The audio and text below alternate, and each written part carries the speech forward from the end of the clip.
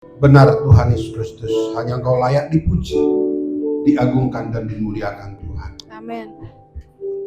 Kami berdiri di hadapan-Mu saat ini Tuhan, menyadari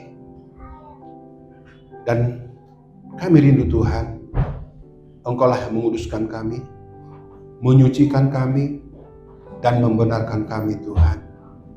Agar kami layak Tuhan, masuk dalam tata-Mu yang kudus, masuk dalam hadirat-Mu Tuhan. Dan kami rindu Tuhan, Engkau yang berbicara lewat hamba-Mu Tuhan. Pakai mulut bibir hamba-Mu dan pikiran hamba-Mu Bapa, untuk menyampaikan isi hati-Mu Tuhan. Agar kami Tuhan mengerti lebih dalam, lebih tahu lebih dalam tentang tujuan-Mu yang sesungguhnya untuk kami Bapa. Biarlah firman Tuhan hari ini yang boleh kami sampaikan Bapa, sungguh menjadi kebutuhan bagi kami.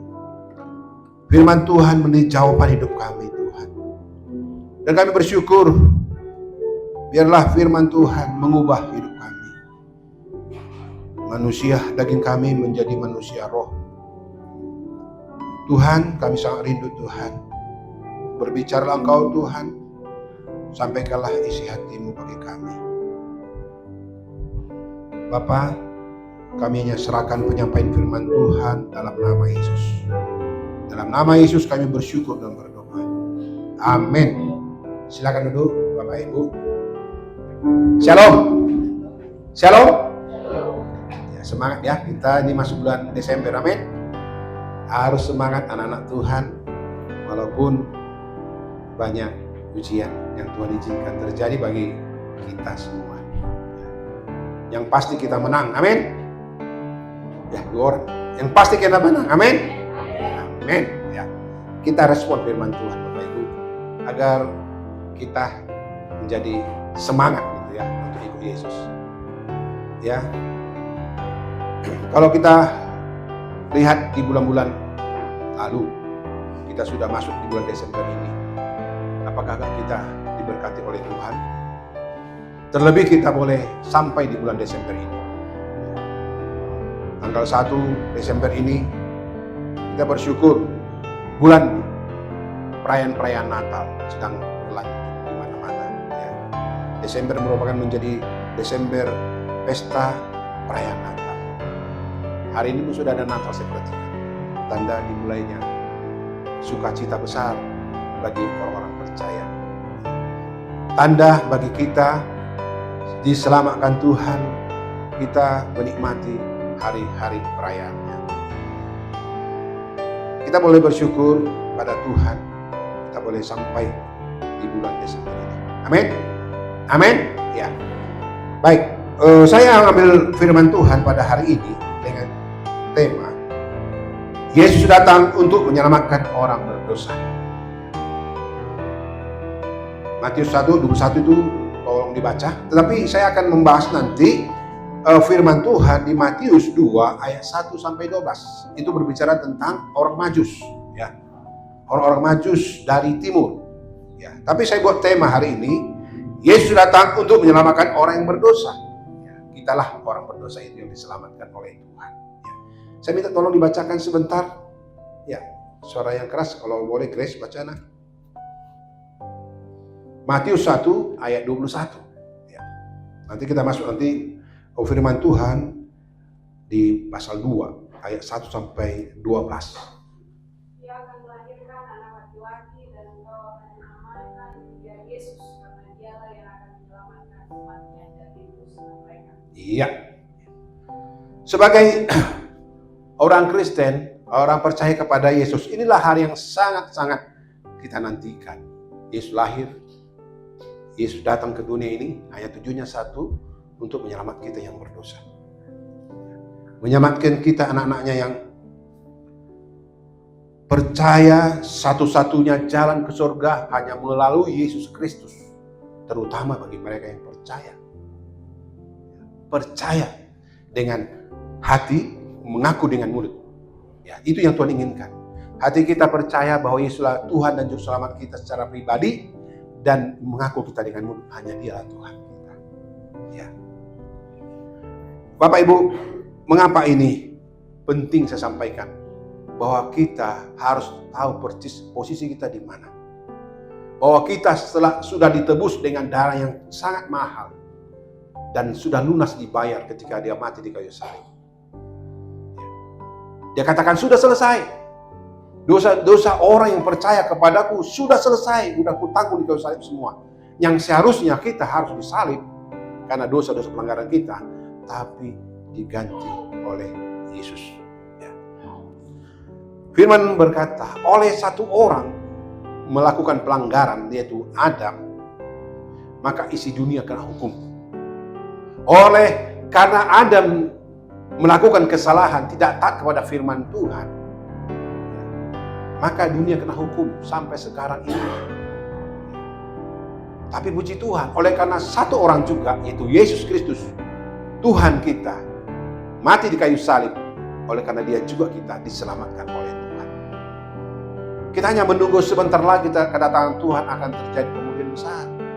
Tapi belum saatnya sekarang.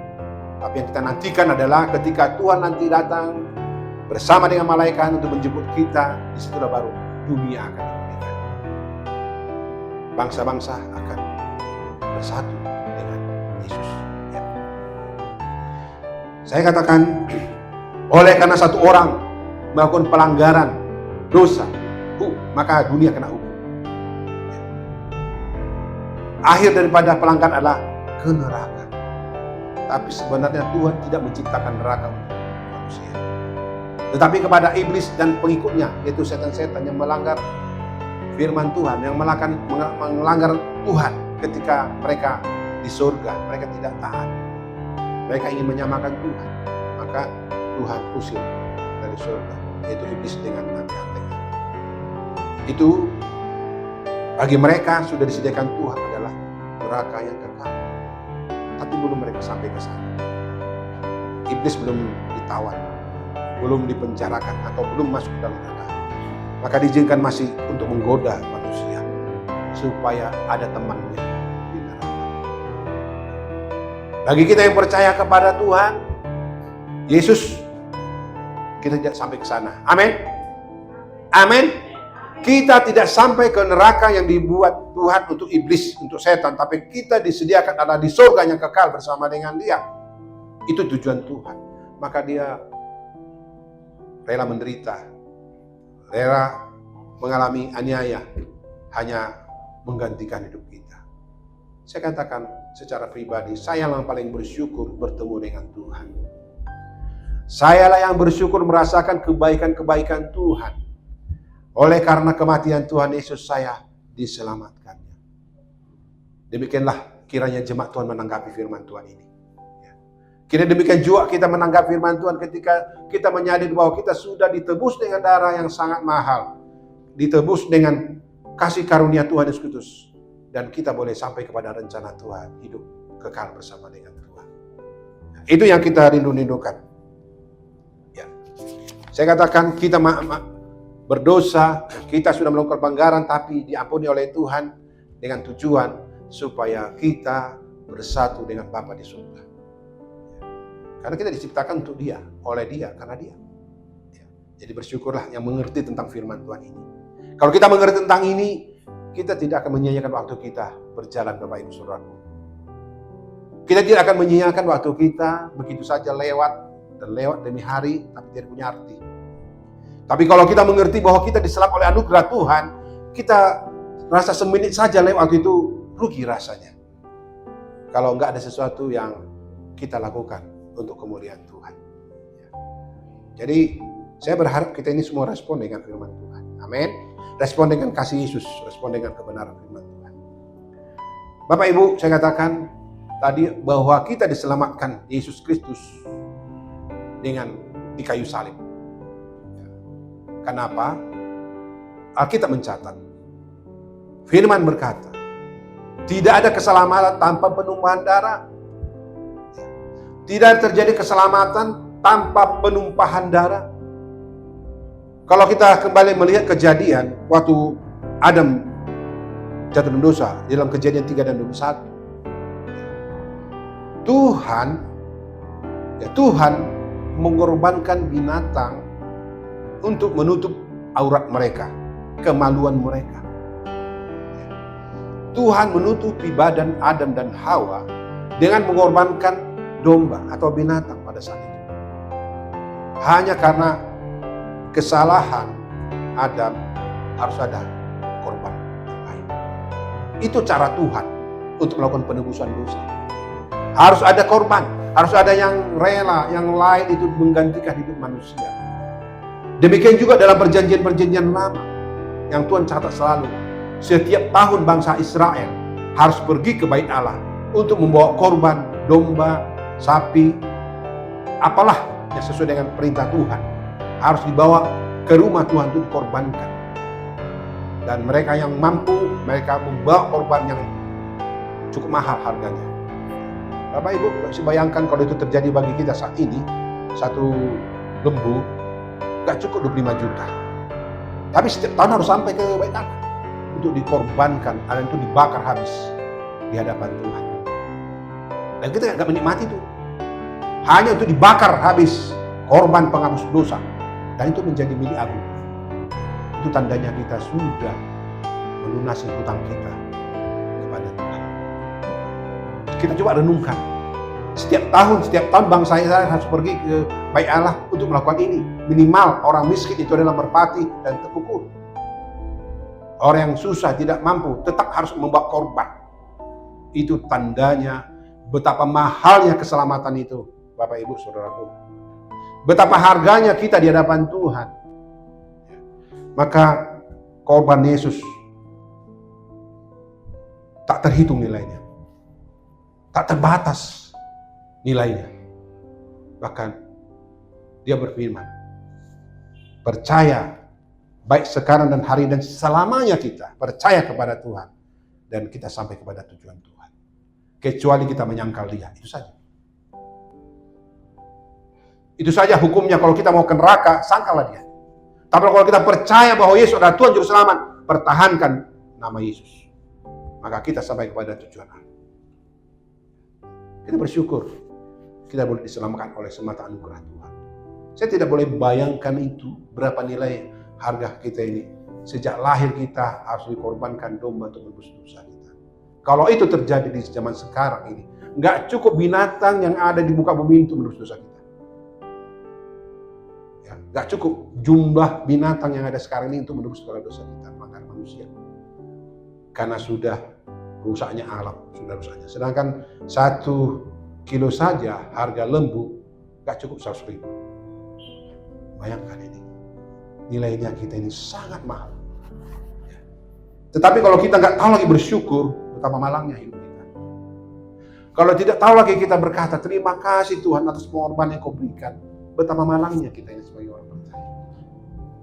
Tapi saya yakin jemaat Tuhan di tempat ini semangat. Amin. Yakin firman Tuhan ini. Ya.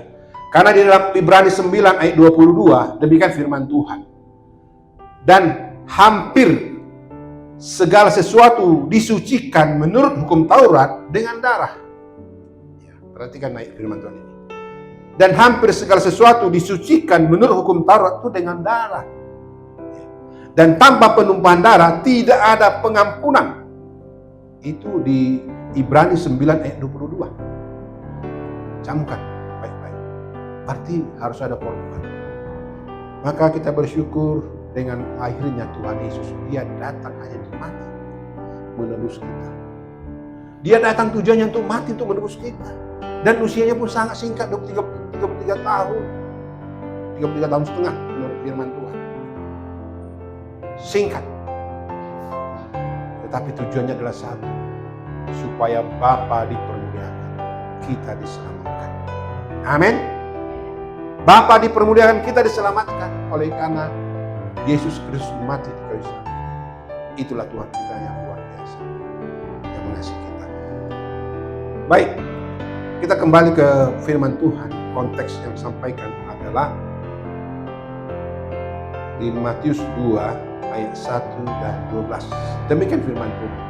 Dikatakan, sesudah Yesus dilahirkan di Betlehem di tanah Yudea pada zaman Raja Herodes, datanglah orang Majus dari timur ke Yerusalem. Mengapa harus orang timur dulu, orang Majus ini dulu dipakai Tuhan. Ya. Kenapa sih? Ini jauh-jauh hari sudah Tuhan katakan kepada orang Majus, belum lahir Yesus. Karena mereka harus berjalan, Bapak Ibu. Mereka harus berjalan itu begitu jauh dari timur sana. Kalau nggak salah itu Babelonia atau sekitar itulah. Saya nggak tahu bagaimana bentuk kota mereka, tempat mereka. Tapi mereka berjalan berbulan-bulan itu baru sampai ke Bethlehem, Yerusalem. Tapi bintangnya sudah duluan nampak. Tentang menandakan mau datangnya juru selamat di kota Daud, Bethlehem. Mengapa? Harus orang Majus dulu ditunjukkan Tuhan. Ya nanti akan kita lihat siapa orang Majus. Ya.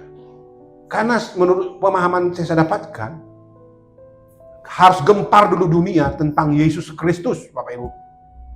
Dunia harus mendengar dulu tentang berita tentang siapakah Tuhan itu lewat orang timur. Orang Majus. Ya. Harus dunia mendengar dulu siapakah Sang Juru Selamat kita ini. Itu menandakan Tuhan itu punya kuasa. Itu menandakan Tuhan kita bukan cukup di Yerusalem saja, tapi seluruh dunia dan bumi ini menjadi milik Dia. Itu yang kita syukuri. Harus gempar dulu dunia. Karena orang Majus dipakai Tuhan.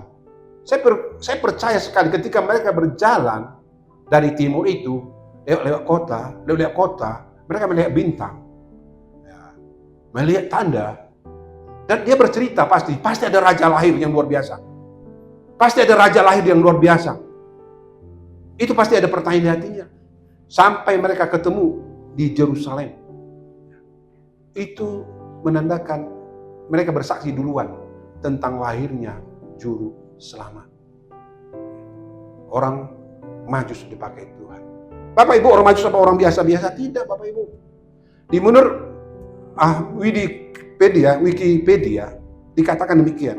Orang Majus itu adalah orang bahasa Latinnya magus atau orang bijak,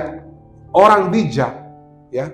Bahkan mereka juga adalah raja-raja timur, orang kaya.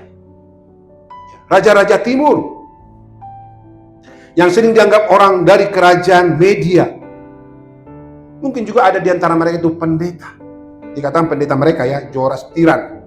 Atau mungkin bagi yang mengenal astrologi dari Persia kuno. Itulah saking dalamnya tentang orang Majus ini. Mereka orang kaya, orang pintar, orang intelektual. Bukan orang bodoh. Orang kaya. Tapi mereka rindu akan Tuhan. Mereka rindu siapakah Sang yang lahir ini. Mereka rindu dan mereka berjalan terus dari kotanya sampai di Yerusalem. Kenapa? Karena orang Majus adalah orang yang ingin tahu banyak. Mereka penasaran, siapa sih ada bintang yang aneh, bintang yang luar biasa. Orang perbintangan pasti tahu kenapa ini ada muncul. Mereka aja dipakai Tuhan untuk menggemparkan dunia pada saat itu. Khusus di timur. Dan ayat 2 dikatakan demikian. Ya, saya akan bacakan. Dan bertanya-tanya, di manakah dia raja orang Yahudi yang baru dilahirkan itu? Kami telah melihat bintangnya di timur dan kami datang untuk menyembah Dia. Bapak Ibu, mereka bertanya-tanya dalam hatinya. Mereka tahu mungkin tentang sejarah-sejarah Israel. Setiap sekian ribu tahun pasti ada terjadi sesuatu. Itu mungkin pemahaman mereka. Maka mereka bertanya. Mereka seperti agak-agak tahu ada seorang raja Yahudi yang akan dilahirkan di Bethlehem, di Yerusalem pada saat itu. Ya, mereka bertanya-tanya. Ya. Kenapa? Karena penasarannya luar biasa. Ya. Karena keinginan tahu mereka luar biasa. Ya. Saya sedikit melihat ketika sudah mereka sampai di tanah perjanjian ini, seperti sedikit redup bintang itu nggak nampak jelas. Kenapa? Mereka pergi menemui Raja Herodes. Gak langsung mereka ketemu dengan Tuhan. Mungkin pada saat itu mungkin melihat bintang itu mungkin banyak awan. nggak nampak jelas. Sehingga mereka meraba-raba sedikit, mana bintangnya. Mungkin awannya sangat tebal pada saat itu, menurut saya ya. Sehingga mereka singgah dulu ke istana raja untuk mempertegas. Karena pikir mereka, Israel atau Raja Herodes adalah orang Israel ya, yang dicangkokkan itu ya, bukan asli Israel itu ya. Mereka raja Yahudi, memang orang Yahudi, tapi bukan raja asli. Bersejarah bukan asli orang Israel. Maka orang Yahudi ini ya dipimpin Tuhan untuk menuju ke sana. Tapi yang pasti dalam firman Tuhan ini saya akan menangkap ini saatnya waktunya orang Majus dipakai Tuhan untuk memproklamirkan tentang kehadiran Tuhan di bumi. Dipakai Tuhan, orang Majus ini adalah untuk memberitakan lahirnya Juru Selamat di daerah Yerusalem saat itu. Tapi puji Tuhan ya, orang Majus pakai Tuhan. Bagaimana kita di masa sekarang ini? Khususnya. Sampai sekarang, khususnya orang Israel, belum menerima Tuhan Yesus Kristus sebagai Tuhan. Walaupun sudah mereka melihat betapa banyaknya dari seluruh dunia datang ke Israel. Saya pernah ke sana. Dan mereka belum menerima, mengakui Tuhan Yesus sebagai Tuhan dan Juru Selamat. Kenapa? Belum genap waktunya. Itu saja. Belum kairos Tuhan bagi Israel sekarang. Saya melihat, menurut yang saya dapat di media sosial, orang Kristen di Israel itu hanya 2% dari 8 juta. Coba hitung. Dari 8 juta, berapa ratus kah? Atau berapa ratus ribu kah orang Kristen sekarang di Yerusalem? Nah, menurut hemat saya nggak sampai 200 ribu lah. Nggak sampai 200 ribu lah orang percaya kepada Yesus. Karena dikatakan agama yang paling kecil di Israel itu orang Kristen. Lebih besarnya Islam di sana daripada agama Kristen. Menandakan orang Yahudi masih belum terbuka mata rohaninya, masih terselubung mengenai tentang Yesus Kristus. Tapi semua bangsa sudah datang menyembah Dia, menggantikan seperti orang Majus ini. Semua suku sudah datang, orang Batak pun sudah di sana membuat doa Bapa Kami di sana. Saya sudah baca aksara Batak itu. Bukan gampang untuk mendapatkan satu tempat tulisan di lokasi rohani di sana untuk mendapatkan. Tapi kenapa orang Batak bisa dapat tulisan? Aku yakin sedikit pengaruh orang Nomensen dulu. Agak percaya sedikit karena Nomensen dulu menyebar Injil ke tanah Batak, jadi mungkin akan dihargai. Saya baca-baca dari semua bahasa, ada bahasa Indonesia memang, ada berbahasa Batak. Tapi belum tentu di dunia ini ada bahasa, berapa juta bahasa di dunia ini. Tapi kok hanya segelintir bahasa yang ada ditaruh di tempat khususnya di mana Yesus waktu berdua Bapa Kami. Bapak Ibu Saudaraku yang saya kasih Yesus, berbahagialah kita menjadi orang Majus dari timur ini. Bisa percaya kita kepada Tuhan. Sementara orang Yahudi yang lahir di Israel sendiri tidak percaya kepada Yesus Kristus. Masih tertutup mata rohani karena mereka melihat sejarah. Yesus itu tukang kayu, Bapak itu tukang kayu. Ya, itu pemenangan mereka. Mereka tidak menangkap bahwa Yesus adalah Tuhan. Jadi kita bersyukurlah bisa percaya kepada Yesus Kristus sebagai Tuhan dan Juru Selamat. Ya. Kemudian Bapak Ibu, kita susun firman Tuhan. Ketika Raja Herodes ya mendengar hal itu, terkejutlah ia berserta seluruh Yerusalem. Apa enggak terkejut? Menurut pengakuan orang Majus ada raja yang lahir. Dia berpikir dalam hatinya, aku yang raja, kenapa harus ada raja lain? Akunya penguasa di sekitar Yudea sana, daerah ini. Tapi kok harus ada yang lahir raja? Dia berpikir kekuasaannya akan mungkin tergeser. Mungkin kekuasaannya akan dikuasai oleh yang lahir ini. Itu pola pikir Herodes. Ya. Pikirannya, takut dia, kekhawatiran dia, raja yang baru akan mengguling kerajaannya. Itu manusiawi. Ya. Sehingga dikatakan di dalam firman Tuhan selanjutnya, Maka dikumpulkanlah semua imam kepala dan ahli Taurat bangsa Yahudi, lalu dimintainya keterangan dari mereka, di manakah Mesias akan dilahirkan.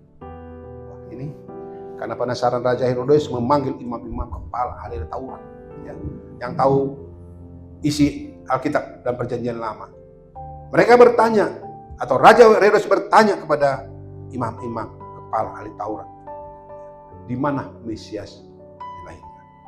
Yah, pastilah pada saat itu banggalah imam-imam kepala diundang Raja Herodes, dan mereka menjelaskan dengan bagus, dengan manis, dikatakan di Bethlehem, ya. Di Bethlehem, di kotanya Daud. Menjadi suatu pertanyaan ketika ahli Taurat, imam kepala bertanya, menjadi suatu pertanyaan bagi kita. Sudah jelas orang Majusi ini melihat bintangnya, tapi mereka tidak melihat bintangnya. Orang Majus sudah jauh-jauh dari kota yang jauh sana, bermil-mil kilometer jauhnya, sudah melihat bintang. Tapi imam kepala yang sudah di depan mereka tidak melihat bintang itu. Artinya bagi kita, bagi saudara, orang-orang ahli Taurat, orang-orang imam kepala ini hanya tahu surat saja, tapi tidak mengerti tentang kaitannya. Mereka hanya tahu isi Alkitab, tapi hanya di otak saja. Tidak sampai di dalam hati mereka bahwa waktu Tuhan sudah dekat. Bahkan mereka juga, kalau kita katakan pada masa tidak tahu kebenaran tentang firman Tuhan atas kelahiran Tuhan, sehingga mereka menolak Yesus. Itu yang terjadi. Kalau saya perhatikan Bapak Ibu Saudaraku, bagi kita yang terjadi sekarang ini tidak banyak, bukan sedikit. Bahkan hamba Tuhan juga saya katakan banyak hanya tahu secara tulisan, tapi makna yang sesungguhnya tidak mereka pahami. Saya dapat sesungguhnya mengapa Tuhan Yesus lahir ke dunia ini, apa tujuan Tuhan lahir ke dunia ini. Sebenarnya ada 3 hal yang perlu sampaikan tentang tujuan gereja. Kenapa harus ada Yesus lahir di Yerusalem? Supaya gereja-gereja yang sekarang ini untuk memberitakan tentang Dia. Yang pertama saya katakan adalah harus sebagai umat yang percaya, sebagai orang mengenal Tuhan Yesus, diwajibkan memberitakan Injil. Apa Injil itu? Adalah kabar baik, kabar keselamatan, bahwa kita sudah ditebus dengan darahnya sangat mahal, bahwa kita sudah mengalami lahir baru bersama dengan Tuhan, bahwa Tuhan Yesus sudah menyelesaikan segala dosa kita. Itu yang kita beritakan kepada siapapun yang kita jumpai. Kalau mereka digerakkan Tuhan, atau kita digerakkan Tuhan untuk mereka haus akan firman Tuhan, kita harus beritakan Injil.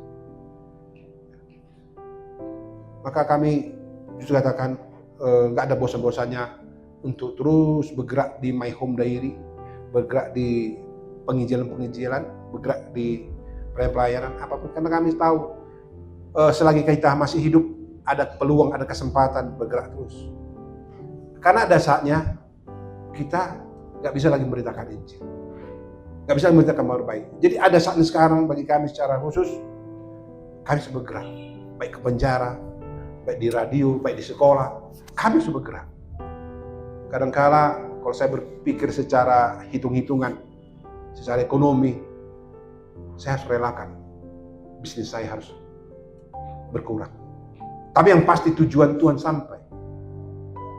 Tapi saya berpikir juga, kalau Tuhan yang menggerakkan jiwa, menggerakkan hati orang, bisa nggak tidak mungkin menjadi mungkin. Jadi saya bersaksi kemarin, udah akhir bulan November. Boleh saya katakan jujur aja, omset terus, boleh katakan cukup makan. Saya berdoa, Tuhan, bagaimana Tuhan tanggung jawab saya tentang rumah ini Tuhan, bulan sebelah, ya, bulan sebelah. Belum pernah saya setor sedikit pun Tuhan. Tiba-tiba semalam, sore, sudah mau tutup toko. Ini luar biasa bagi saya. Tiba-tiba ada orang nambahkan panjar usahanya 6 juta. Puji Tuhan, sudah ada sedikit membuat senang hati tetangga yang punya rumah ini. Artinya Tuhan menggerakkan manusia, siapa saja bisa. Padahal proyeknya belum selesai, masih jauh hari yang sebulan lagi mungkin saya kerjakan. Tapi uangnya sudah dikasih sama saya. Ya, itu tandanya doa saya didengar oleh Tuhan. Amin. Doa saya didengar oleh Tuhan. Sudah mau akhir bulan, belum ada saya setor sedikit pun untuk rumah yang kau janjikan kepada kami. Nyatanya sore di telepon saya, bisa datang ke rumah? Oh bisa, kasih. Itu ada proyek yang mungkin belum selesai, rumahnya belum selesai, masih dicor.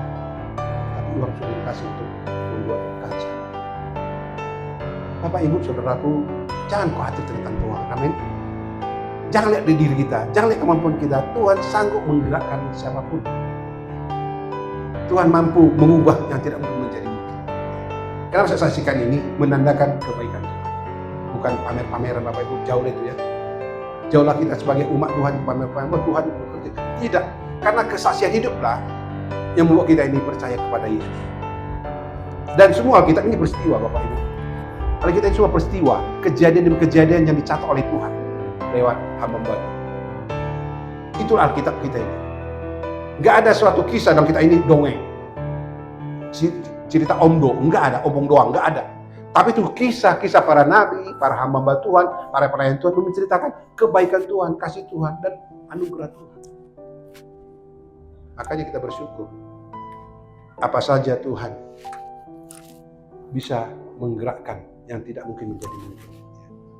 Ya. Kenapa itu saya katakan? Demikianlah saya melihat kabar berita Injil. Kalau kita sampaikan, Tuhan bisa mengubah yang tidak mungkin menjadi mungkin. Ya. Kabar baik akan terjadi senantiasa di hidup kita. Kedua, kenapa Yesus datang? Karena dia punya tujuan supaya umat Tuhan sembuh dari segala penyakit, pulih dari segala masalah. Itu tujuan Tuhan. Masalahnya, respon gak kita dengan Tuhan? Itu soal. Mampu gak kita menanggapi tentang anugerah itu? Itu masalahnya. Tapi tujuan Tuhan adalah bagaimana kita supaya menikmati anugerah Tuhan dalam menyembuhkan segala penyakit kita dan memulihkan kita dari setiap masalah kita. Coba kita baca di Yesaya 53 ayat 5. Ya, tolong dulu dibaca Priska. Yesaya 53 ayat 5 ya. Sudah dapat? Priska, tolong bacakan.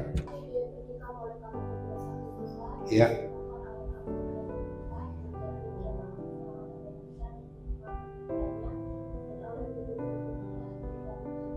Iya, perhatikan. Kita menjadi sembuh oleh apa? Bilur-bilur Tuhan. Tujuan gereja untuk kita harus beritakan ini. Lewat kematian Tuhan di saya, dia sudah berkorban untuk kita supaya kita sembuh dari sakit kita. Percaya, terima firman Tuhan menjadi kebenaran kita.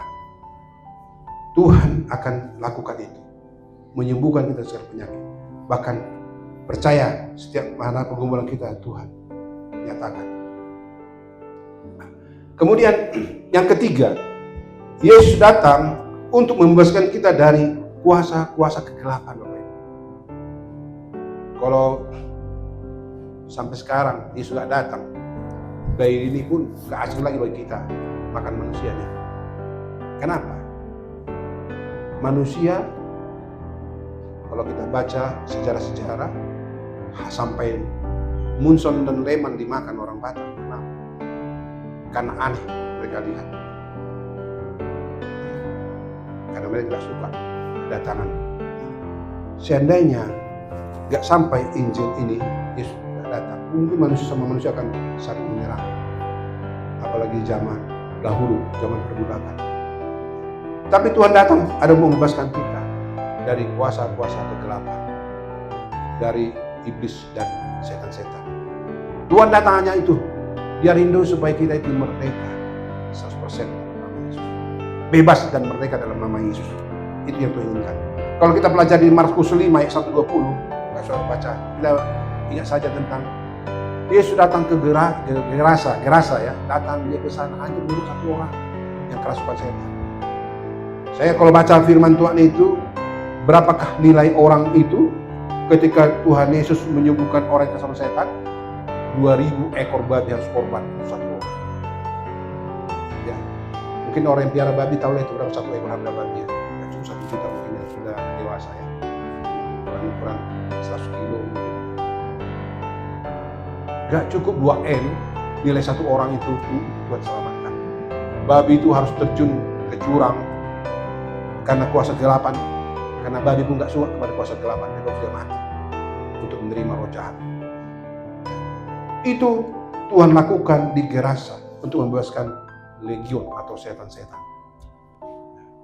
Itu tandanya betapa mahalnya jiwa manusia ini satu orang. Tuhan mau korbankan berapa miliar pun nilainya. Tuhan ingin satu orang selamat. Dunia ini pun dia ingin selamatkan. Itulah kasih Yesus. Selanjutnya dikatakan dalam firman Tuhan ayat 5 ya. Grace bacakan Matius 2 ayat 5. Mereka berkata kepadanya, di Betlehem di tanah Yudea, karena demikian adalah tertulis dalam kitab Nabi. Iya. Kalau kita perhatikan betapa cepatnya para ahli Taurat, imam-imam berkata, di Betlehem di tanah Yudea, karena demikianlah ada tertulis dalam kitab para nabi. Saya ingin tangkap bahwa Betlehem adalah kota yang dijanjikan oleh Tuhan. Ya. Karena demikian ayatnya.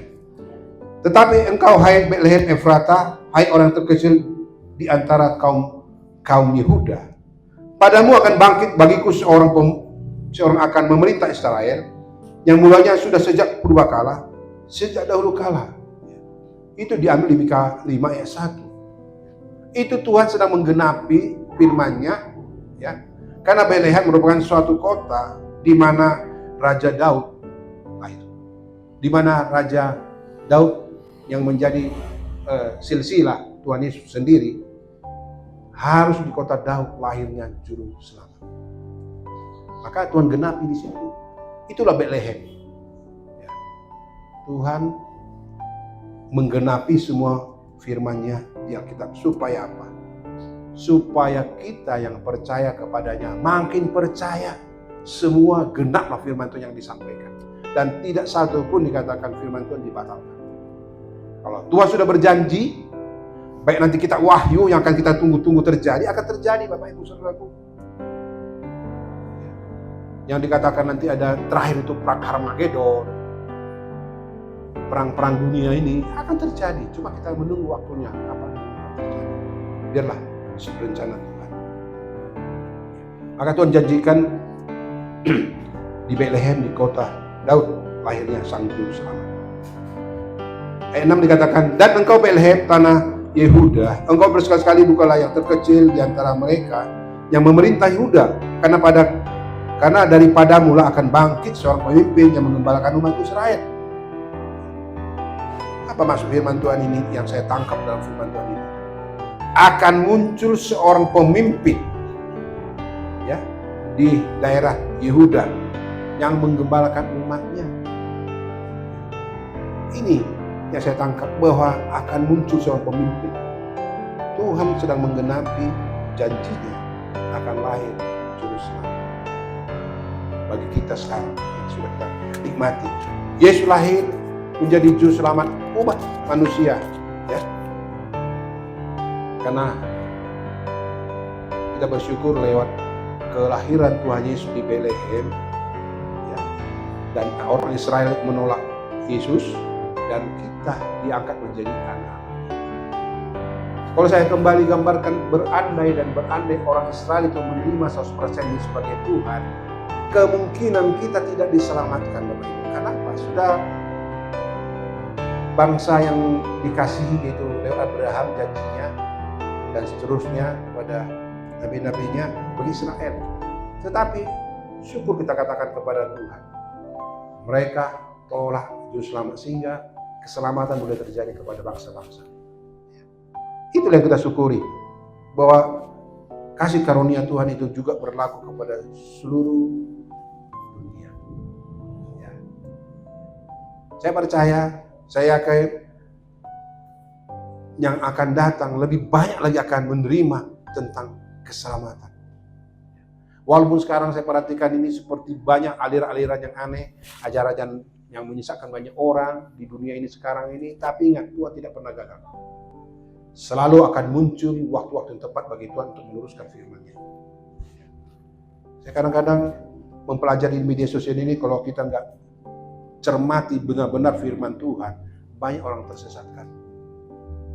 Ya, kalau saya ingat kembali kisah ini yang menjadikan bagi hati saya ingat kembali dulu anak semangat itu yang sama-sama kami penginjilan di sekolah-sekolah, bikin film Depression, putar film di sekolah-sekolah SMA. Kami putar film itu, kami semangat menceritakan Injil. Karena saya pikir udah ada mitra. Nyatanya dia kawin kepada Muslim, dan sekarang di Jerman dia, saya nggak tahu lagi, udah ateis mungkin. Dan orang tuanya pun heran, kok anakku jadi berubah? Dulu semangatnya memberitakan Injil. Itu pengaruh media sosial yang ada di lapangan. Kalau mengandalkan pikiran Bapak Ibu, otak kita manusia, kita akan meninggalkan Tuhan. Kemarin saja kami sharing dengan Dr. Boksa. Dia sudah master teologi. Dia berkata, berandai kalau nggak aku dipimpin Tuhan, aku sudah ateis. Dia berkata demikian. Kalau nggak aku dipimpin Tuhan, aku sudah jadi ateis. Karena penafsiran firman Tuhan ini bisa membutakan. Dia berkata pada saya, dengan Pak Tony kami bertiga sharing, kalau nggak Roh Kudus ada pada saya sudah jadi ateis. Ini dikatakan. Karena begitu banyak teologi-teologi yang aneh. Ya, kita berdoa bersyukur kita kepada Tuhan. Sepanjang Roh Kudus ada pada kita, pasti kita dipimpin oleh Tuhan. Amin. Sepanjang kita menerima Roh Kudus di hati kita menjadi Tuhan kita, dan kita lahir baru bersama Yesus, percayalah tidak kita akan terseret. Walaupun pernah kami hampir mengalami kebodohan, tapi Tuhan tidak ingin gagal kami menjadi hamba. Amin. Walau pernah kami melakukan kesalahan di hadapan Tuhan, tapi harus kembali ke jalan Tuhan. Itu cara Tuhan. Tuhan akan pulihkan. Saya aminkan itu. Tuhan akan pulihkan. Dua-dua hamba Tuhan kepada saya banyak. Tuhan akan pulihkan. Amin. Ya. Kembali ayat 7 dikatakan apa? Lalu dengan diam-diam Raja Herodes memanggil orang-orang Majus itu dengan teliti bertanya kepada mereka bila mana bintang itu nampak. Saya hanya anehnya berkata, kenapa Raja Herodes memanggil orang Majus ini diam-diam? Dia kan punya kuasa Bapak Ibu. Dia kan raja. Kenapa harus diam-diam? Mengapa harus terselubung mereka tidak langsung menceritakan tentang siapakah yang datang itu? Justru mereka diam-diam. Bahkan apa dikatakan? Ya. Ayat 8, kemudian ia menyuruh mereka ke Betlehem, katanya, pergi dan selidikilah dengan seksama hal yang mengenai anak itu. Dan segera sesudah itu kamu menemukan dia atau Yesus, kabarkanlah kepadaku supaya aku pun datang menyembah dia. Kalau saya tangkap dalam firman Tuhan ini, orang Majus ini udah punya kuasa. Dia sanggup melakukan apa saja perintah pada saya. Kita lihat buktinya. Ketika orang Majus ini membelot, tidak sampai kepada Yesus, dia melakukan membunuh bayi 2 tahun ke bawah. Berarti dia punya kuasa. Tapi kenapa dia diam? Itu menandakan orang Raja Herodes ini adalah orang munafik. Muka Nabi pikiran kotor kalau kita. Munafik. Dia memanggil orang Majus secara diam-diam, tapi di mulutnya beda, di hatinya beda. Ini yang gak disukai oleh Tuhan. Kadangkala kalau kita selidiki, begitu banyak orang yang mengaku dirinya Kristen juga melakukan hal yang sama. Ayat selanjutnya dikatakan 9. Setelah mendengar kata-kata raja itu, berangkatlah mereka dan lihatlah bintang yang mereka lihat di timur. Itu mendahului mereka hingga tiba dan berhenti di atas tempat, di atas di mana anak itu berada. Saya lihat firman Tuhan ini, kenapa di saat mereka bertemu dengan Herodes, bintang itu tidak nampak. Ya, saya ulang sekali lagi. Tuhan tidak ingin bergaul dengan orang munafik. Tapi Tuhan izinkan orang Majus ini supaya membuat gempar istana. Mereka datang dari jauh untuk bertemu dengan Tuhan Yesus. Mereka kabarkan dulu kepada Raja Herodes. Itu menandakan Tuhan sengaja membuat situasi ini supaya mereka, ya, khususnya si Raja Herodes ini, supaya tahu ada raja yang lahir yang melebihi Raja Herodes. Itu cara Tuhan. Kenapa sih nggak langsung bintangnya terus nampak sampai ke Bethlehem? Tapi Tuhan kaburkan sedikit tentang bintang itu sampai dia ke istana dulu bertanya tentang bintang. Ya. Jadi menurut saya Tuhan tidak ingin kepada orang munafik seperti Raja Herodes, tapi Tuhan sengaja memunculkan orang Majus ini di tengah-tengah istana. Itu cara Tuhan. Kita politik Tuhan kita tidak tahu bagaimana cara Tuhan ingin membuat gempar dunia ini, terkejut dunia ini. Ya itu cara Tuhan. Gak bisa kita rekayasa. Ayat 10 dikatakan, ketika mereka melihat bintang itu, sangat bersukacitalah mereka. Ya. Saya katakan, ketika mereka sudah melihat bintang keluar dari istana, mereka sudah melihat bintang itu dengan jelas, dengan nampak jelas. Oh, ini bintangnya. Dia pikir harus di istana raja, tapi justru bukan. Di rumah yang sangat sederhana. Kalau kita katakan di kandang domba, sebenarnya rumah ya. Apa namanya itu? Saya lupa. Dulu kandang domba itu seperti rumah juga, bukan kandang domba seperti kita lihat di Filipin atau di gambar-gambar itu, bukan. Rumah juga, tapi di situ karena manusia dengan domba berteman, ya. Kenapa? Orang saya melihat dulu waktu di Israel, suku Badui, seperti itu ya, suku Badui seperti di Indonesia. Mereka itu tinggal di gua-gua, Bapak Ibu. Kami melihat ketika lintas kami ditunjukkan penterjemah kami, itulah coba perhatikan, kami lintaskan jalan tol itu kan, itulah orang Badui. Mereka itu dengan ternak bersatu, itu rumahnya di gua-gua itu mereka di sini. Dan mereka tidak mau ke kota. Itu kesaksian dari penterjemah kami. Mengatakan, itu orang Badui itu, rumah-rumahnya begitulah, di bukit-bukit, di lubang-lubang, mereka bersama dengan lubang-lubang. Tapi di zaman Yesus bukan seperti itu ya. Rumah, tetap rumah. Jadi kita salah sering menafsir kandang domba, bukan. Memang rumah itu ada dombanya. Aku lupa namanya, ada itu nama khususnya. Hanya satu pintu ya. Tempat itu hanya satu pintu, hanya dimasuk ke pintu. Itu aja pintunya. Oke. Saya ulang sekali, kenapa orang Majus ini ketika keluar dari istana justru melihat bintangnya? Karena di saat itu Tuhan pimpin roh mereka untuk bertemu dengan Mesias. Ya, karena ada roh Tuhan memimpin mereka. Ya. Jadi saya berharap, dan suatu pengalaman juga secara pribadi saya, ketika kita bertemu dengan roh Tuhan, rasa-rasanya tidak ingin terlewatkan kalau ada ibadah. Saya secara pribadi ingin bersaksi baru. Saya rasa selama saya hidup mulai berkenal Tuhan Yesus sejak saya kuliah, saya hampir tidak pernah meninggalkan gereja. Walaupun saya masih kuliah saat itu, saya tidak mau absen. Baik ke gereja KBP, GPIB, saya hitung-hitung dari dulu saya tidak mau ke gereja, terus saya ke gereja. Apa ceritanya? Saya pergi ke gereja. Saya hitung, saya nggak ke gereja itu karena apa? Mungkin pernah terjadi kebakaran di rumah ini. Akhirnya saya tinggalkan ibadah. Pernah terjadi juga saya sakit di rumah sakit, saya tidak bisa ibadah. Dan juga saya pernah istri saya melahirkan, jadi saya nggak ibadah karena ada anak saya lahir hari Minggu, ya nggak ibadah. Itu karena saya tidak mau satu hari pun terlewatkan untuk mendengarkan firman Tuhan. Itu pengalaman pribadi saya. Kenapa? Roh Tuhan pimpin saya untuk terus cinta Yesus.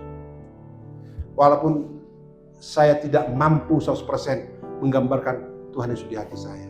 Sering saya juga melakukan kesalahan. Tetapi saya rasa selama saya ingat, saya tidak mau absen untuk datang ke rumah Tuhan. Bukan menyombongkan Tuhan, tapi karena haus kita untuk bertemu dengan Tuhan.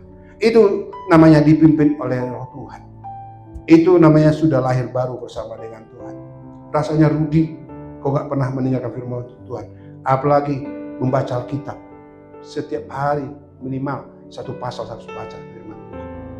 Rasanya rugi kau gak membaca Alkitab. Ini saya dorong kepada jemaat Tuhan. Kalau engkau cinta kepada Yesus, buktikanlah. Kalau engkau mengasihi Tuhan Yesus, jangan hanya di bibir, tapi buktikanlah dengan sikap. Dengan perbuatanmu, dengan caramu sendiri mengasihi Tuhan. Kasihlah dia. Karena Tuhan memperhitungkan itu semua. Amin. Amin. Tuhan memperhitungkan semuanya. Gak ada sia-sia. Dan tidak ada sia-sia kita melakukan firman Tuhan. Semua akan digenapi untuk kebaikan kita, untuk masa depan kita. Ayat 11, mari kita baca kembali. Saya minta tolong Grace bacakan 11.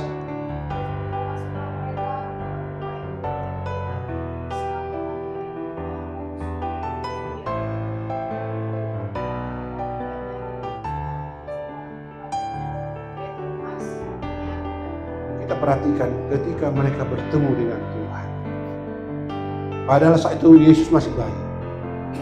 Yesus masih baru lahir dan belum berbuat apapun tentang keselamatan dunia ini. Tetapi mereka sudah menyembah Yesus.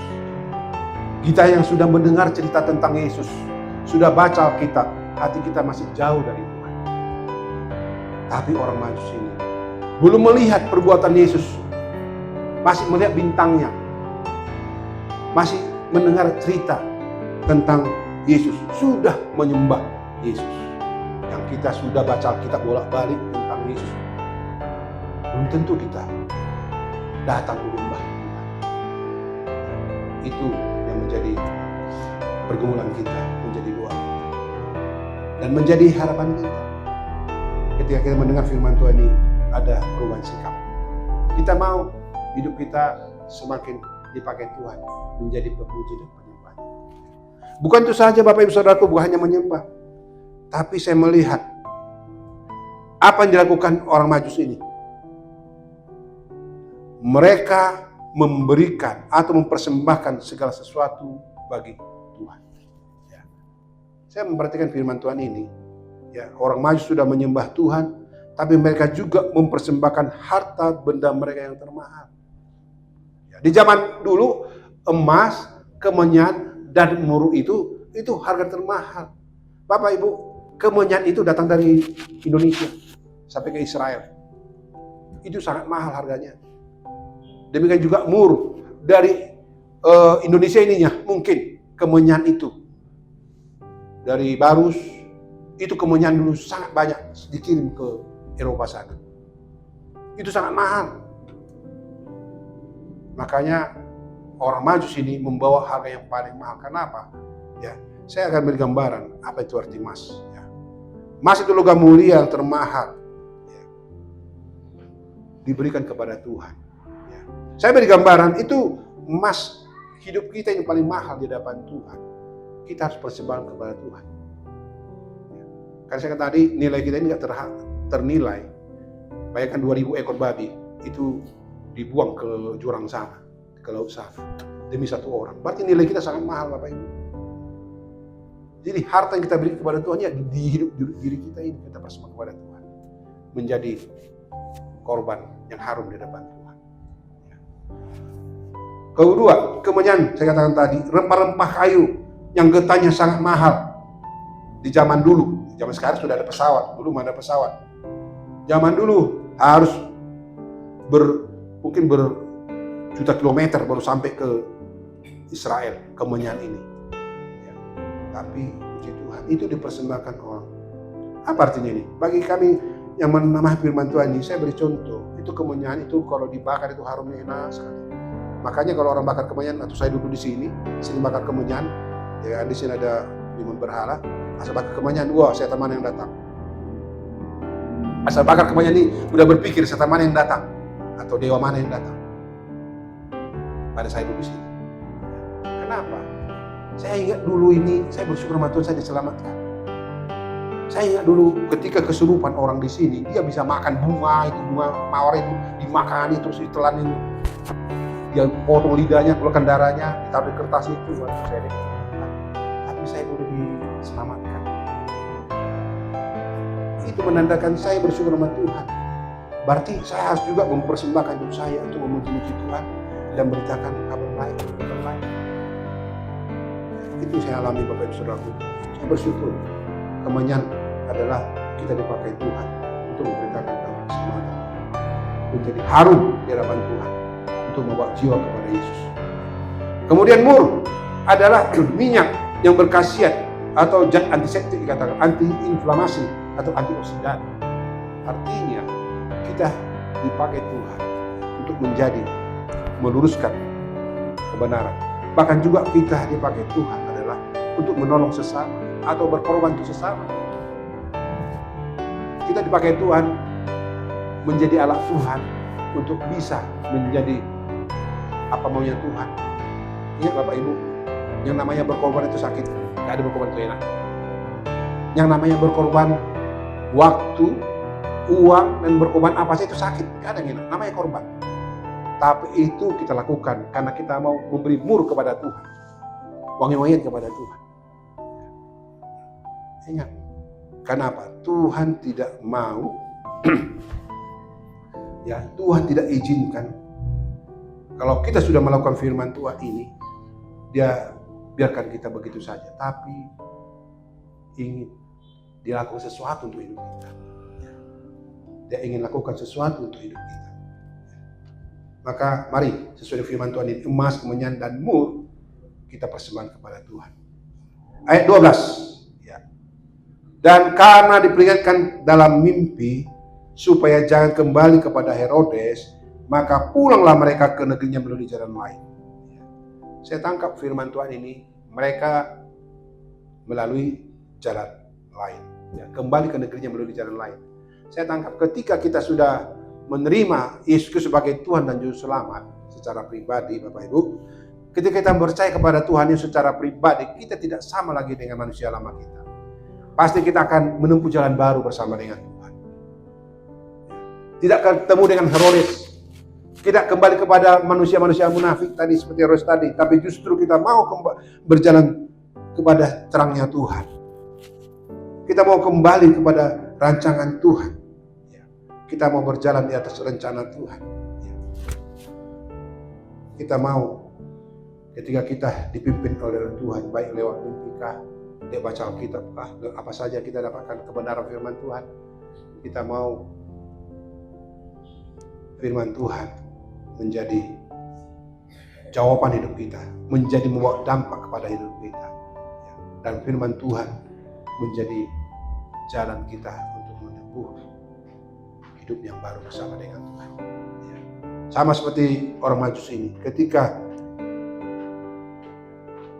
pulang mereka tidak lagi bertemu dengan Herodes, tapi kembali mereka ke jalan lain, ke jalan yang ditunjuk oleh Tuhan. Ya.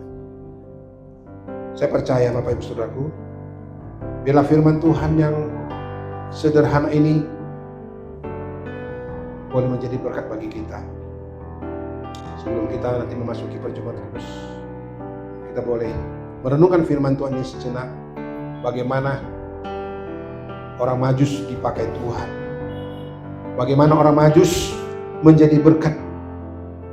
Mereka menjadi saksi yang hidup menggemparkan dunia pada saat itu. Tapi kitalah orang-orang Majus yang sekarang dipilih oleh Tuhan untuk menceritakan kebaikan Tuhan, menceritakan pertolongan Tuhan yang kita alami selama ini. Ingat, Tuhan berkata di Matius 28, pergilah, jadikanlah semua bangsa muridku, baptislah mereka nama Bapa dan mereka menerima ajaran dari Tuhan. Artinya kita pergi menjadi saksi, menjadi terang Tuhan, menjadi memberitakan itu. Kan itu pesan Yesus, bukan pesan gereja, tapi pesan Yesus. Gereja lakukan. Jadi kita berangkat bertindak, bergerak. Saya rindu lewat firman Tuhan ini yang sudah tersampaikan hari ini, kita boleh tangkap dengan baik. Nanti lagi dibaca kembali di rumah tentang orang Majus dari timur. Pasti nanti beda lagi yang kita dapatkan dari Tuhan langsung. Sudah berkali-kali saya khotbahkan firman Tuhan ini, tapi selalu berbeda. Kenapa? Selalu hal yang baru datang. Berkali-kali ketika di bulan Desember ini sering muncul saya sampaikan firman Tuhan. Tapi setiap saya sampaikan pasti ada hal yang baru Tuhan siapkan. Firman yang saya sampaikan. Gak sama. Tapi intinya bagaimana orang maju dipakai Tuhan memberitakan Yesus.